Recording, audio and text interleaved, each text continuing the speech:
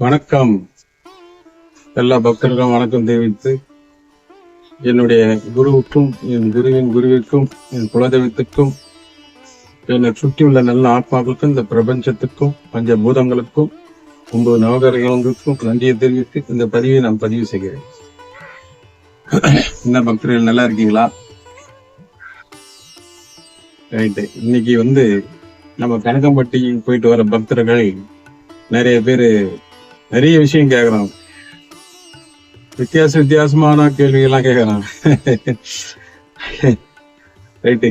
கேள்வி கேட்டாதான் பதில் வரும், கேட்காம இருக்கக்கூடாது. Right, okay. சாமி, இது மாதிரி நீங்க இந்த வீடு கட்டுறத பத்தி எல்லாம் நீங்க போட்டிருக்கீங்க, நான் ரொம்ப அருமை, நல்லா இருக்கு, பரவாயில்ல அப்படின்னு சொல்லி. அதே மாதிரி ஜக்கம்மாவை போய் எப்படி நீங்க வழிபடணும் சொன்னீங்க. அந்த அம்மா வழிபட்டுட்டு அங்கிருந்து தான் போய் ஐயாவை வழி பண்ணணும், இப்படிலாம் பல விஷயங்கள்லாம் சொல்லி ரொம்ப நன்றி அப்படிலாம் சொல்லியிருக்காங்க. ரொம்ப சந்தோஷம். சில பேர் என்ன சொன்னாங்க, சாமி நான் நிறைய வாட்டி நான் ஐயாவை போய் நான் கோயிலுக்கு போய் பார்த்துட்டு வரேன், காலையில பஸ்ஸை பிடிச்சி போய் பார்த்துட்டு நைட்டு பஸ்ஸை பிடிச்சி நான் வந்துடுறேன், எனக்கு நடக்க மாட்டேங்குது எதுவுமே, ஐயா மேல நான் ரொம்ப பக்தியா இருக்கிறேன், ஆனா எதுவும் நடக்க மாட்டேங்குது அப்படின்னு அவங்க வருத்தத்தை அவங்க தெரிவிக்கிறாங்க. சரி, அது ஒன்றும் தப்பு கிடையாது. அதாவது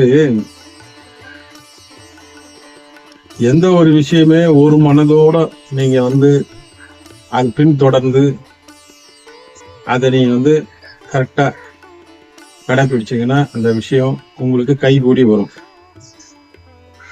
ஏனோ தானோ சரி யாரோ சொன்னாங்க நம்ம போனோம் வந்தோம் அப்படின்னு சொன்னா எந்த விஷயமே கைகூடாது. அது யாருக்கோ ஒருத்தருக்கு விதியின் அடிப்படையில் அவர் சில விஷயம் நடக்க வேண்டியது இருக்கும், அந்த நேரத்துக்கு அவங்க போகும்போது அது நடந்தோம். இதுதான் அதோட இதுவே. அப்போ நம்ம சிரத்தையா ஆண்டவனை வழிபடணும். ரெண்டாவது எல்லாருமே கோயிலுக்கு போறவங்களோ ஜீவசமாதிக்கு போறவங்க சும்மா யாரும் போறதே கிடையாது. அவங்களுக்கு ஒரு நல்ல வருமானம், வீட்டுல எந்த பிரச்சனை இல்லை, தொழில நல்லா இருக்குது, நல்ல நண்பர்கள் இருக்காங்க அப்படின்னு சொன்னா கடவுளை பத்தி நினைக்கவே மாட்டான், கோயில் பக்கமே போக மாட்டான். அப்படியே யாரும் நண்பர்கள் கூப்பிட்டா கூட இந்த போலாம் அந்த போலாம், எனக்கு வேலை இருக்குது அது இருக்குது அப்படின்னு சொல்லி தட்டி கழிச்சுட்டே இருப்பான். அப்போ அவனுக்கு எதப்போ ஒரு பிரச்சனை வருதோ அப்பதான் திரும்பி பார்ப்பான். ஏன்னா இந்த அவனுடைய பிரச்சனை இங்க பூமியில யாரும் தீர்க்கக்கூடிய அளவுக்கு முன் வர்றதோ இல்லைன்னா இருக்காது. அந்த பிரச்சனை தீர்க்க முடியாது. ஏன்னா பிரச்சனை இதுதான் தெரியும், ஆனா அதை எப்படி தீர்க்கறதுன்னு தெரியாது. யாருக்கிட்ட ஆலோசனை கேட்குறது இல்ல, இது முடியாது, அவ்வளவுதான், இது இப்படிதான் நடக்கும் அப்படின்னு ஒரு தீர்மானம் இருக்கும். அந்த தீர்மானத்தை மாற்றி அமைக்கக்கூடிய ஆற்றலும் அது ஒண்ணுமே நம்ம பண்றதுக்கும் இந்த இற வழிபாடு, ஜீவசமாதி வழிபாடு, கோயிலுங்க வழிபாடு, மகான்கள் வழிபாடு கை கொடுக்கும். இவங்கெல்லாம் ஒரு செகண்ட் தான், நாள் கணக்கெல்லாம் கிடையாது. அவங்க மனசு வச்சாங்க, அவங்க பார்வை உங்க மேல பட்டுருச்சு, ஒரே ஒரு செகண்ட் தான். எவ்வளவு பெரிய பிரச்சனையா இருந்தாலும் புஷ்ன்னு ஓடி. அதுதான் அதனுடைய தத்துவம். அப்போ நான் ஏற்கனவே வீடியோல சொல்லியிருக்கேன், நான் ஐயாவை போய் நீங்க எப்படி வழிபடணும் அப்படின்னு சொல்லிட்டு. இது வீடியோல நீங்க பண்ணா ஒரு 1/2 தான் என்னால சொல்ல முடியும். ரொம்ப சுருக்கி அது ரொம்ப விரைவா சொல்லணும். அப்பதான் 1/2 மணி நேரம் இல்லை 3/4 மணி நேரம். அதுக்கு மேலே நம்ம ஆளுக்கு அது அவ்வளவுதான் பார்க்க மாட்டாங்க. நான் என் மனசுல படுறதே இயல்பா என் அனுபவத்துல நடந்த விஷயங்களை நான் அவங்களுக்கு நான் சொல்லிட்டு. நான் இப்போ கேரளாவுக்கு போயிட்டு நம்ம ஐயாவோட முன் சரீரம் சித்த சிவ பிரபாகர சித்த யோகி, அவர் 23 ஆண்டுகள் ஜல சமாதியாக பல பரிமாற்றங்கள்ல இந்த பூமியில வாழ்ந்து மறுபடியும் இந்த பூமியிலே பிறவி எடுத்து நம்ம ஐயாவோட முன் சரீரமாக ஸ்ரீ பிரபாகர சுவாமி சித்தயோகி என்ற பெயர்ல அவர் பெரிய யோகி மகானா இருந்திருக்கார். இந்த இந்தியாவிலேயே அவர் ஒரு பெரிய விஷயம். அவங்க அந்த நம்ம அமிர்தை அம்மை அந்த அம்மாவுடைய குருநாதர் இவர். யாருன்னு நிறைய பேருக்கு தெரியறதில்ல. இப்படி பல பெரிய விஷயங்கள்லாம் அவர் பண்ணியிருக்காரு. நம்ம கேரளால செங்கனூர் பக்கத்துல பத்தனதிட்டா என்ற ஜில்லால ஓமலூர் அப்படின்ற ஒரு ஏரியா பக்கத்துல புலிப்பாரா அப்படின்ற அந்த இடத்துல அவரு ஜீவசமாதி ஐக்கியமாய் இருக்காரு. அங்கதான் போயிட்டு வந்தேன். போன வருஷம் போயிருந்தேன், இந்த வருஷம் போயிருந்தேன். கேட்டை பூட்டியிருந்தாங்க, கேட்டை பூட்டு போட்டிருக்காங்க. சரி ரைட்டு, என்ன பண்றது, மகான்களுக்கு தெரியாதான் நமக்கு தெரிய போகும். மனிதர்கள் எல்லாமே செய்வாங்க, இறைவனே சிறை வைப்பாங்க, இறைவனே அவமானப்படுத்துவாங்க, எல்லாமே செய்வாங்க நம்ம ஆளுங்க. அதான் மனிதன் அதிகமா சக்தி உடையவன். ஆனா அந்த சக்தி உணர்றதில்லை, இந்த மாய உலகத்துல இருக்கனால உணர்றது. அதனால அந்த தரிசனம் போய் ஐயா 2 நாள் பார்த்துட்டு நல்லபடியா நான் வந்தேன். அப்படி நாம் அந்த பயணத்துல இங்க கோயிலுக்கு போறதுக்கு கொஞ்சம் சிரமமா இருந்தது. டிக்கெட் கிடைக்கல அப்படின்ற மாதிரி எல்லாம் இருந்தது. அப்போ எல்லாம் ஒரு சம்பவம் நடந்தது. என்னங்க ஐயா இவ்வளவு சிரமங்களை நீ கொடுக்குறீங்கன்னு சொன்ன. அப்போ பழனிக்கு நான் இங்க இருந்து அங்க போயிட்டேன். பழனிக்கு நான் இங்க போயிட்டு மறுநாள் நம்ம திண்டுக்கல் ஒரு நம்ம நண்பர்களுடைய நண்பர்கள், ஒரு 3 நண்பர்கள் அவர் கார் எடுத்துன்னு வர சொல்லியிருந்தாங்க.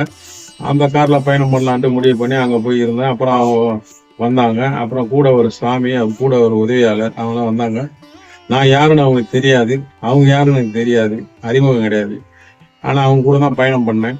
போனேன், 2 நாள் இருந்தேன். மறுபடியும் திண்டுக்கல்ல திருமங்கலத்துல என்னை இறக்கி விட்டுருங்க, நான் போய்க்கிறேன் அப்படின்ட்டு.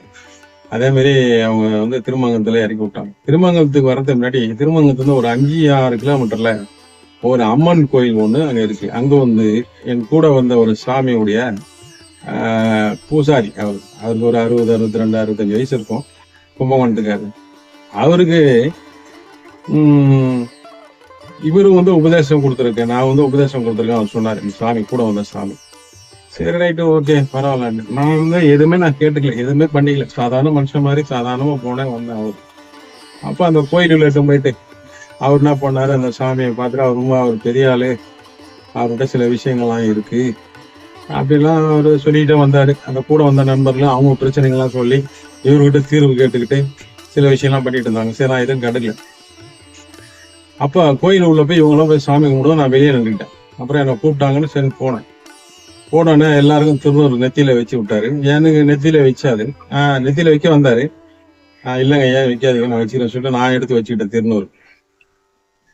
அப்போ அந்த கூட வந்த சாமி என்ன சொன்னாரு, இல்ல இந்த தெய்வம் அவருடைய கட்டுப்பாட்டுல இருக்கு, அவர் தான் வைக்கணும் உங்களுக்கு, அப்பதான் எல்லாமே இதுதான் இருக்கும் அப்படின்னு சொன்னாரு. சரி, அவரு ஆசையாக கிடைக்கிறது, சரி வையுங்கன்ட்டேன்.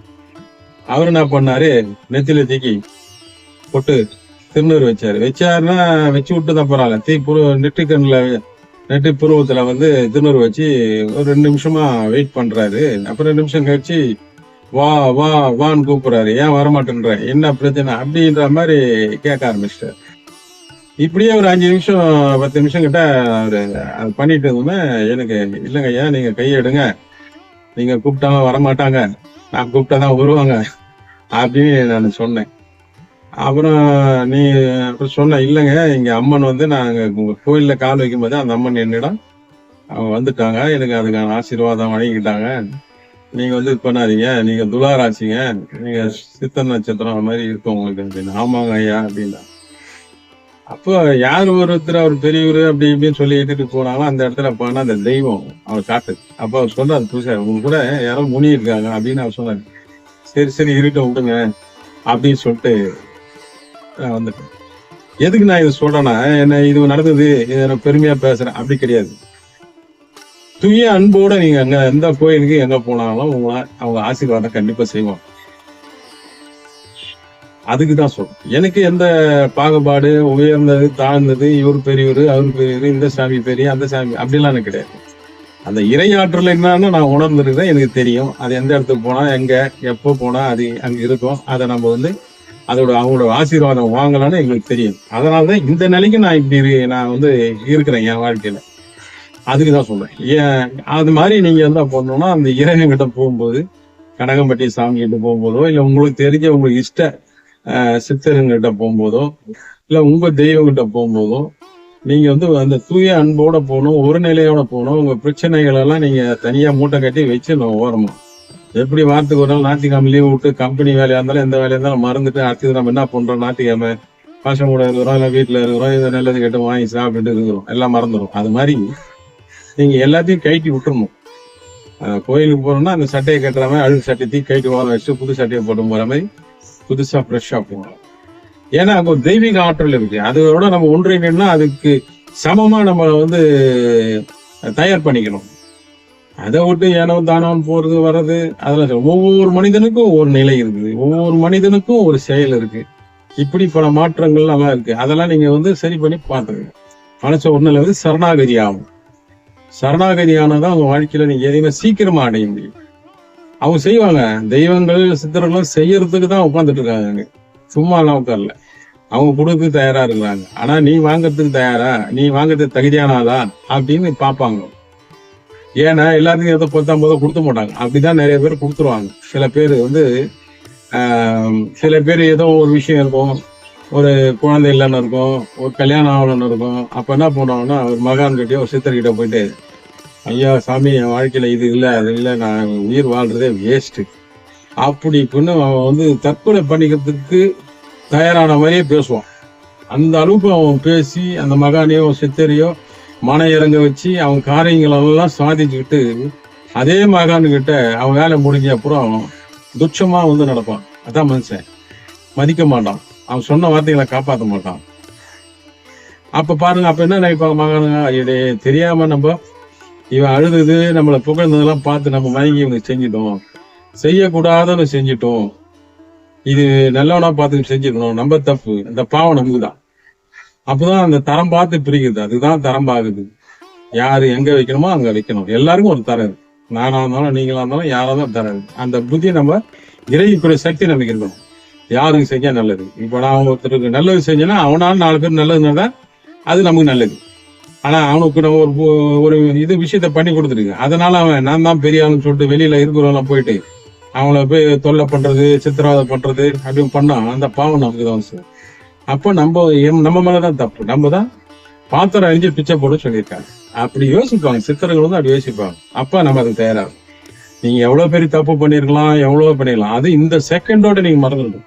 இனிமே நான் ஒரு புது மனுஷன், நான் நல்லதுதான் பண்ணுவேன், எனக்கு அருள் புரியுங்க, நான் மற்றவங்களுடைய மனசை புண்படுற அளவோ மற்ற வயிறு எறிகிற அளவோ நான் எந்த ஒரு இதுவும் காட்டிக்க மாட்டேன், நான் ஒரு பெரிய மனுஷன் காட்டிக்க மாட்டேன், சாதாரண மனிதனாக இருந்து நான் இறைவனோட நான் சரணடைஞ்சு இறை பயணத்துல நான் பயணம் கொண்டு என் கடமைகளை நான் செய்யறதுக்கு எனக்கு உதவியா நீங்க எனக்கு செய்யுங்க, என் கர்ம அடிப்படையில எனக்கு என்ன சேரணுமோ அதை நீங்க செய்யுங்க அப்படின்னு நீங்க சரணாகதி ஆகும்.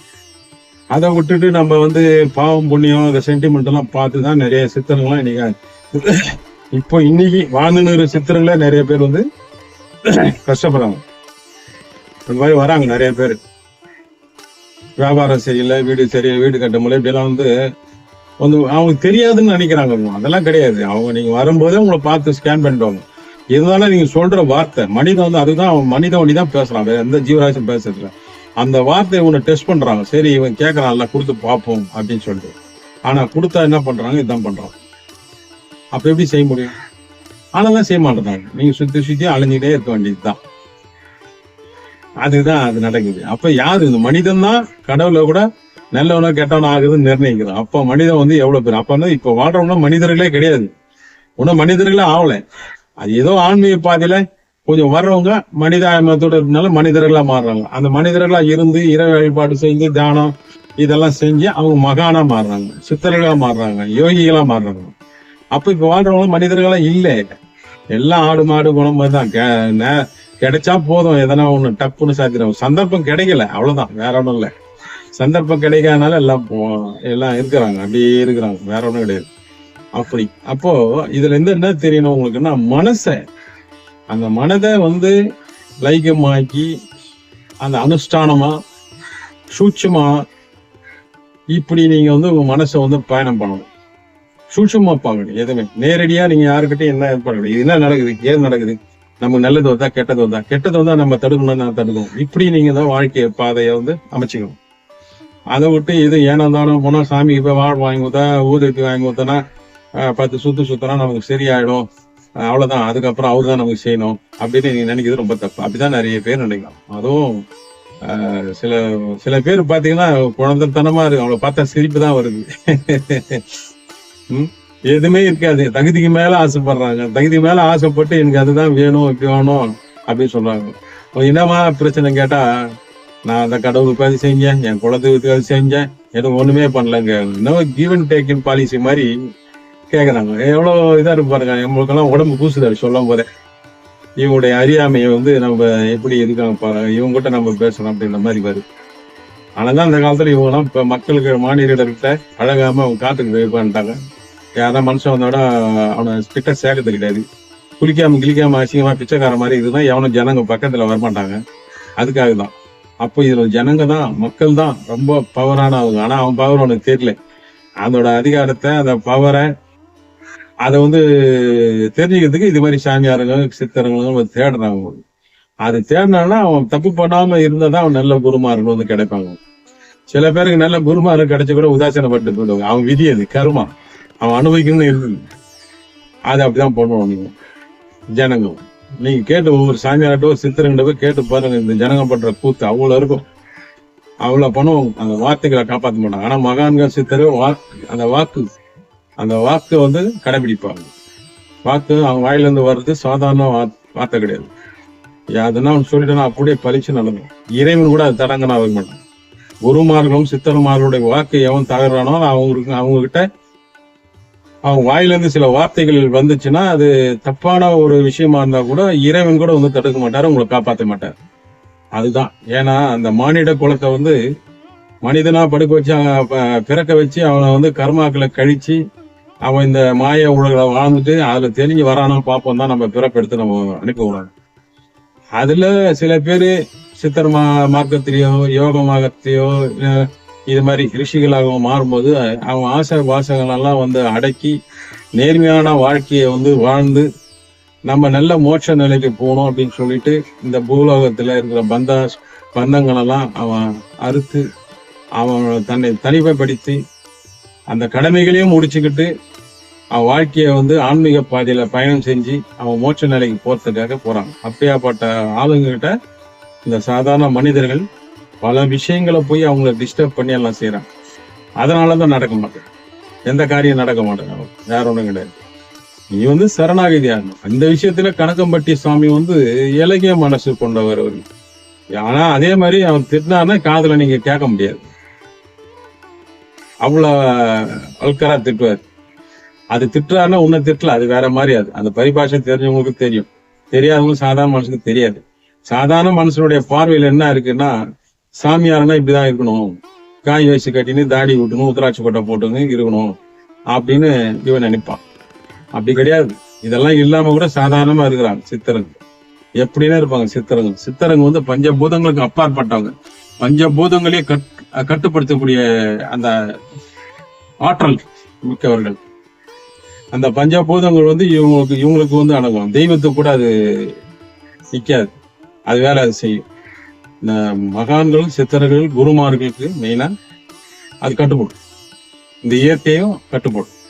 அதுக்குதான் அது வந்து இப்படி இருக்கு. அப்போ வழிபாட்டுக்கு வந்து நீங்க உங்க மனசை நீங்க பக்குவம் பண்ணிக்கிட்டு அமைதியா போகணும். எவ்வளவு பெரிய பிரச்சனையா இருந்தாலும் அதை அப்படியே விட்டுணும். எல்லாம் நீங்க பாத்தீங்க, ஐயா எனக்கு அதெல்லாம் வந்துட்டேன், உங்கள்கிட்ட சரண்டர் ஆயிட்டேன் அப்படின்னு.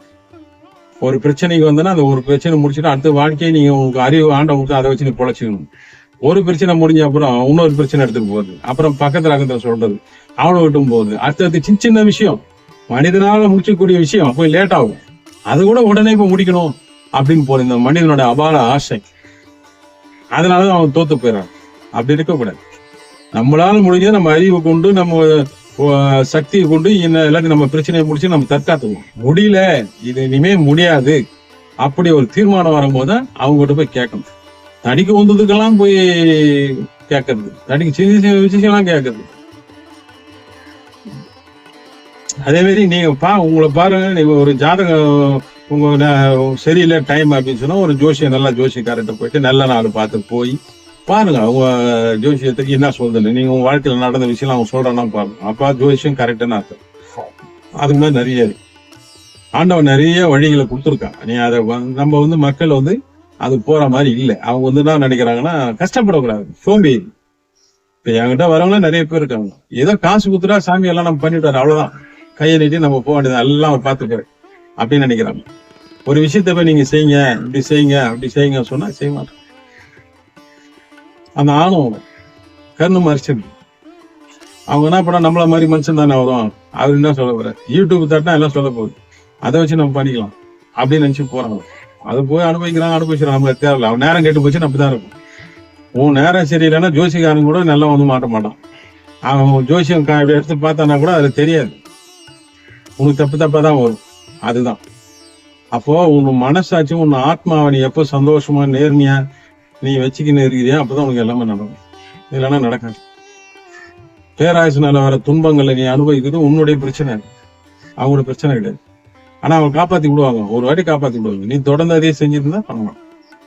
அப்போ நீங்க கோயிலுக்கு போறேன்னா எனக்கு எதுவும் நடக்கல அப்படின்னு சொன்னா அப்ப ஏதோ ஒண்ணு உங்களுக்கு தவறு நடந்துன்னு இருக்குதாங்க, உங்ககிட்ட ஏதோ ஒரு தப்பு நடக்குது.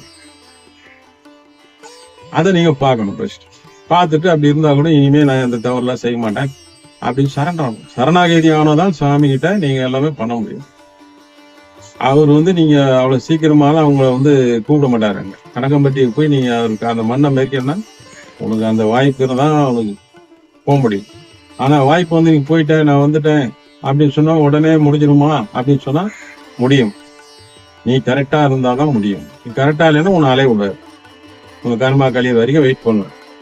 அந்த கர்மா கழிச்சு உனக்கு அதுக்குள்ள உனக்கு அனுபவம் கற்றுக் கொடுத்துருவாரு, எது உண்மை எது பொய் அப்படின்னு கற்றுக் கொடுத்துருவாரு. அப்போ நீங்க எல்லாம் தெரிஞ்சுக்கலாம், நீ பண்ணிக்கலாம். அதனால இறை வழிபாடு போகும்போது மனசுதான் மெயின். அந்த ஆத்மா ஒளி, அந்த ஒளி அந்த சித்தர்களுடைய ஒளியோட போய் கலக்கணும். அது கலக்க முடியாது, கலக்கணும் நீ நினைக்கணும். நினைக்கும் போதுதான் அவங்க பார்ப்பாங்க இந்த ஆத்மா ஒளி இந்த எதுக்கு வருது நம்ம கிட்ட என்னன்னு. அப்போ நம்ம இதுல இணையறதுக்கு இவனுக்கு சக்தி இருக்கா, இவனுக்கு அந்த தகுதி இருக்கா அப்படின்னு பார்ப்பாங்க. பார்த்துட்டு உனக்கு ஞானத்தை கொடுப்பாங்க. அப்போ நீ ஞானத்தை கொடுக்கும்போது இவன் பொருளுக்கு ஆசைப்படுறான்னா சரி பொருளை கொடுப்பான், ஃபர்ஸ்ட் பொருள் வசதி வாய்ப்பு எல்லாம் கொடுப்பாங்க.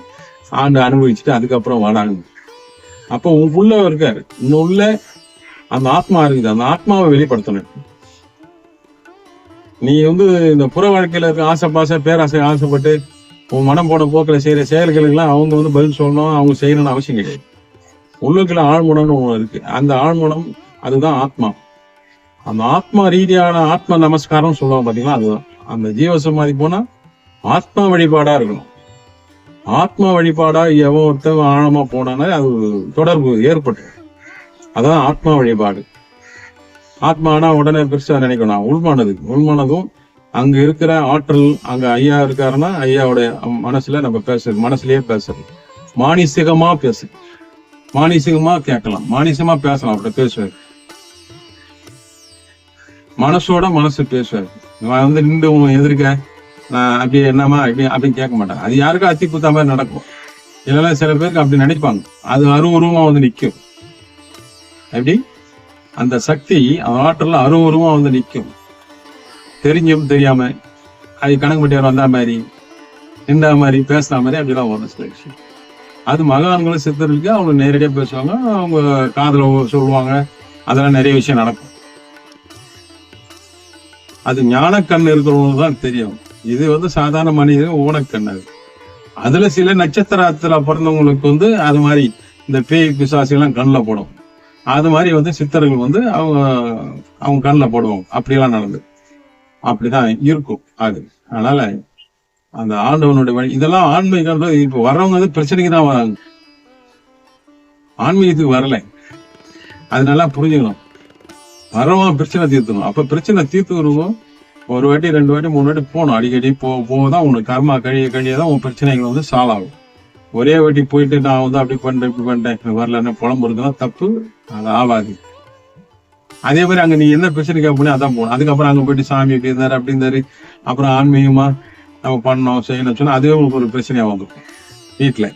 என்னடா இவன் சாமியார் மாதிரி போயிட்டானே, இப்ப பார்த்தா சாமின்றானே, என்னடா இப்படி ஆகி போச்சு அப்படின்னு ஒரு பிரச்சனை ஆகும். அதுக்கு சில வயது இருக்கு, உங்க கடமைகள்லாம் முடிச்சுட்டு அதுக்கப்புறம் நீங்க போயிட்டு நீங்க ஐயா கிட்ட வேண்டிய எனக்கு எது வேணுமோ கேட்கணும். அப்பயும் போயிட்டு எனக்கு இது பணம் வேணும், பொருள் வேணும்னு கேட்கக்கூடாது. ஞானம் வேணும்னா ஞானம், பணம் வேணும்னா பணம், அப்படி கேட்கணும். தெளிவா கேட்கணும், கேட்கறது தெளிவா கேட்கணும், அப்பதான் கொடுப்போம். அப்போ அந்த ஆண்டவனோட இப்ப இந்த இவ்வளவு விஷயம் எதுக்கு சொல்லிட்டு சில பேருக்கு புரியாது நான் சொல்றதெல்லாம். இதெல்லாம் அனுபவபூர்வமா தான் தெரியும். எங்களை மாதிரி அந்த நிலைக்கு வரும்போது தான் தெரியும் இது என்னன்ட்டு. மனசோட பேசணும், அது மானசீகமா அவர்கிட்ட பேசணும், வரங்களை கேட்கணும். அது நியாயமான வரமா இருக்கும், பேராசை பிடிச்சதா இருக்கக்கூடாது. ஒண்ணுக்கு தகுதி என்னவோ அதைதான் கேட்கணும், கொடுப்பாங்க.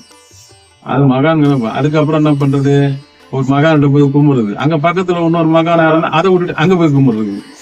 அப்போ அந்த மனசு ஒரு இடத்துல இல்லை, ஆனா பாயுது. இங்க ஒண்ணு கேட்கறது, அங்க ஒண்ணு கேட்கறது, அப்புறம் அங்க ஒண்ணு கேட்கறது.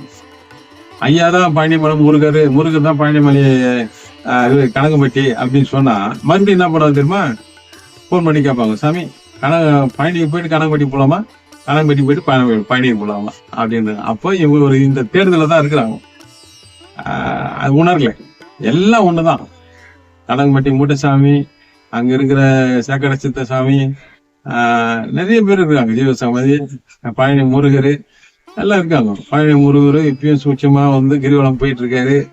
அவருக்கு கீழே காக்க பூஜைன்றாரு அவரு பாபா. அவங்கெல்லாம் சில நேரத்துல நைட்ல போறாங்க, அவங்க இதெல்லாம் நடக்குது. இதெல்லாம் சொன்னா நம்ப மாட்டாங்க, ஆனா சொல்றது கிடையாது. நம்பிக்கை இருக்கிறவங்க தான் இது ஆன்மீக மெயின் நம்பிக்கை. அந்த நம்பிக்கை இருக்கிறவங்க தான் இது ஆன்மீகத்தை இதை பயன்படுத்தணும். இதை தொடர்ந்து ஃபாலோ பண்ணணும். எல்லாம் ஃபாலோ பண்ணக்கூடாது, அவங்க பாட்டு அவங்க வேலையை பார்த்துட்டு. அதனால முழு நம்பிக்கையோட நீங்க போய் உங்க பிரச்சனைனா பிரச்சனை மாத்திரம் அங்க சொல்லிட்டு உட்காருங்க. ஒரு 2 மணி நேரம் நீங்க சைலண்டா உட்காருங்க, வேற எதையும் யோசிக்காதீங்க, கண்ணை மூடிட்டு உட்காருங்க. அதுக்கப்புறம் உங்களுக்கு ஒன்னொன்னா புலப்படும். அவர் சாமியே காட்டி கொடுப்பாரு. நீ உண்மையா நல்லவனா இருந்தா சாமியே ஒரு வழி நடத்துவார். அவரே சொல்வார். 4 பேர் பக்கத்துல போகும்போது பேசும்போது அந்த உனக்கு கேட்கிற கேள்விகள் எல்லாம் பதில் வருவாங்க. அது மாதிரி நடக்கும் அங்க விசேஷம். ரொம்ப கனகம்பட்டி மாதிரி ஒரு கேட்டோன்னே கிடைக்கிற ஒரு இடம் வேற எங்கேயுமே எனக்கு தெரிஞ்சு இது வரைக்கும் இல்லை. கிடைக்கும், லேட்டா கிடைக்கும். அவங்க வேலைங்க அதிகம், உள்ள இருக்கிறோம் வேலை அதிகம். அவங்க எப்போ ஒரு வாட்டி வருவாங்க, பார்ப்பாங்க, தெய்வம் போவாங்க. அவங்க தியானம் நடந்து அடுத்த இதுக்கு போயினே இருப்பாங்க. கனகம்பட்டி சாமியோட தான் மக்களா சேர்ந்து வாழ்ந்து மக்களுக்கு நல்லது பண்ணணும் சொல்லிட்டு நல்லா பண்ணாரு. அதனால அந்த ஆத்மா அது அப்படிதான் இருக்கும். அதனாலதான் இப்ப எல்லா விஷயம் எல்லாம் நடக்குது. அதனால மனசு பேசணும். ஆத்மா மனசோட பேசணும், ஆத்மாவோட பேசணும். அந்த ஆத்மாவோட நீங்க பேசும்போது உங்களுடைய ஆழமான கோரிக்கைகளை ஐயா பரிசீலனை செய்வார். கண்டிப்பா நீ நல்லவனா இருக்கும் பட்சத்துல. நிறைய பேர் இலக்காரமா பேசுறாங்க. இப்படி எல்லாம் சொன்னா, சாமி அதான் மனுஷனுக்கு தெரியாது, எப்படி சாமி இருக்க முடியும் வீட்டுல அப்படின்வாங்க. அதுக்கு என்ன பண்ண முடியும்? அப்போ நீ கேட்க கூடாது, இங்க வரக்கூடாது. நீ புனிதமான வர இடத்துக்கு எதுக்கு வரணும், வரக்கூடாது. அது மாதிரி சொல்லுவாங்க. எகத்தாளமா கொஞ்சம் கிண்டலா நெக்கலா சொல்றது. அப்படி ஜனங்க இருக்காங்க. கொஞ்சம் அறிவு வளர்ந்துச்சுல, ஆராய்ச்சி பண்றாங்க. ஆராய்ச்சி பண்றது ஆன்மீகத்துல ஒண்ணும் கிடையாது. ஆராய்ச்சி எல்லாம் பண்ணி நீ எதுவும் கண்டுபிடிக்க முடியாது. இது அறிவியல் பூர்வமாக கிடையாது, ஆன்மீக ரீதியான விஷயம். நம்ம தொட்டு நம்ம முன்னோர்கள் பாரம்பரியமா அடுத்த பிறவி, ஆத்மா, மனசாட்சி, தெய்வங்கள், இப்படி நம்ம நம்பிக்கையோட வாழ்ந்து வந்திருக்கோம். அப்போ ஏதோ அவங்க நமக்கு நல்லது பண்ணனால்தான் இவ்வளவு தூரம் நம்ம கடைபிடிக்கிறோம். நமக்கு நல்லது பண்ணா நீ கடைபிடிக்கணும், பண்ணலாம் விட்டுருங்க. நீ ஆத்தீங்கன்னா கூட இருக்கலாம், தப்பு கிடையாது. ஆமத்தில் இந்த பூமியில பிறந்தா நம்ம கடமைகள் என்ன செய்யணுமோ செஞ்சுட்டு அடுத்த நிலைக்கு நம்ம என்ன போகணுமோ, யார் என்னென்ன பாவ பண்ணி செஞ்சாலும் அது தகுந்த மாதிரி நம்ம போறோம். அதுக்குதான் நம்ம இங்க வந்துருக்கோம், வேற ஒண்ணும் கிடையாது. ஆனால இறைவனோட போயிட்டு நம்பிக்கையோட ஆத்மாவோட பேசுங்க. பேச தெரியல, நிறைய பேர் கும்புறது வெளியே தெரியுது. அப்படியே கண்ணத்துல கையில அடிச்சுப்பாங்க, அப்படி இந்த கையை நீட்டுவாங்க, அப்படியே சாமி மொத்தம் எனக்கே கூப்பிட்டு அப்படின்வாங்க. பேராசை இருக்கும், கண்ணுல தண்ணி விடுவாங்க. அது கிடையாது. மௌனமா இருக்கு, மௌனம் மனசுக்குள்ள பேசு, மௌன மொழியில பேசு, ஆத்ம ரீதியா பேசு. ஆன்மீக ரீதியா பேசு, அப்ப உனக்கு எல்லாமே கிடைக்கும். கொஞ்சம் நீ அது பக்குவம் மாற வரைக்கும் உனக்கு கஷ்டமா இருக்கும். அது பக்குவம் ஆயிடுச்சுன்னா ஆட்டோமேட்டிக் ஆகிடும். அதுக்கு சில வழிமுறைகள், தியானம் பண்ணணும், அது சில கட்டுப்பாடுகள் இருக்கு. அந்த கட்டுப்பாடை வகுத்துக்கணும். அப்பதான் அந்த மனசு அது போன போக்குல போகாது, அது இஷ்டத்துக்கு போகாது, நம்ம இஷ்டத்துக்கு அது இருக்கும். அந்த மனசை கண்ட்ரோல் பண்ணணும். அப்ப காலையில எழுந்திரிக்கணும், நல்லா குளிக்கணும், நமக்கு ஒரு சிஸ்டம் மாதிரி வச்சுக்கணும். இந்த நேரத்துல தியானம் பண்ணணும், இந்த நேரத்துல நமக்கு சாமி கும்பிடணும், இந்த நேரத்துல இது போகணும் அப்படின்னு கொஞ்சம் வகுத்துக்கணும். அது பண்ண பண்ண பண்ண வந்துடும். நீங்க இப்படி பண்ணாலே பாதி வைப்ரேஷன், நெகட்டிவ் வைப்ரேஷன் உங்களை விட்டு போயிடும்.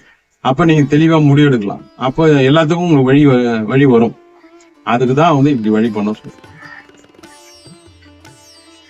நீ பேசலாம், ஒரு நாள் ஃபுல்லா பேசலாம், இல்ல ஒரு கிளாஸ் எடுக்கலாம் தனியா. ஆனா வீடியோ எல்லாம் எடுக்க முடியாது. இந்த வீடியோ எனக்கு தெரிஞ்செல்லாம் போட்டுட்டு இருக்கேன். எல்லாரும் நல்ல மகிழ்ச்சியா மக்கள் இருக்கனால நானும் சரி விடாது போட்டுருக்கேன். இல்லைன்னா இதெல்லாம் எனக்கு ஒன்றும் பிரயோஜனம் கிடையாது போட்டு. ஏதோ மக்கள் ரொம்ப மிடில் இருக்கிறோம், ரொம்ப லோவில் இருக்கிறோம், ரொம்ப கஷ்டப்படுறாங்க. சரி, நல்லா இருக்கட்டும், நம்மளால முடிஞ்சது அவங்க நல்லா இருக்கட்டும், நம்மளால முடிஞ்சு சொல்லுவோம். அந்த கணக்கம்பட்டி அருளும் அவர் ஏதோ நம்ம மக்களுக்கு ஏதோ சொல்றாரு. அது என்னோட கேரக்டர், என்னோட பாடியில நான் சொல்லிட்டு இருக்கேன். நான் எழுதி வச்சு நான் சொல்றதில்லை, நான் உணர்றதான் சொல்றேன். என்னுடைய ஆன்மீக பாதையில ஒன்னேவும் நான் கடைப்பிடிக்கிறது உண்மை. அந்த உண்மை பொய் பேசக்கூடாது, நேர்மையா இருக்கணும்.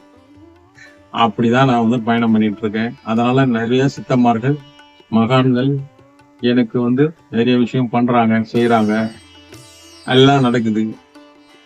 ஆனா இந்த மாய உலகத்துக்கு போகாத அளவுக்கு என்னை தடுத்து வச்சுருக்கிறாங்க. அதனாலதான் பொருளாதாரமா இருந்தாலும் எதா இருந்தாலும் நம்ம தேவையானது என்னவோ அது கரெக்டா அவங்க நம்மளுக்கு கொடுத்துறாங்க. அதே மாதிரி யாருக்கு அவங்க நல்ல நடிகணும் நினைக்கிறோம் நம்மளை வச்சு சில விஷயம் பண்றாங்க. இப்படிதான் வாழ்க்கை ஓடிட்டு இருக்கு. அதனால ஒரு நிலையா இருங்க.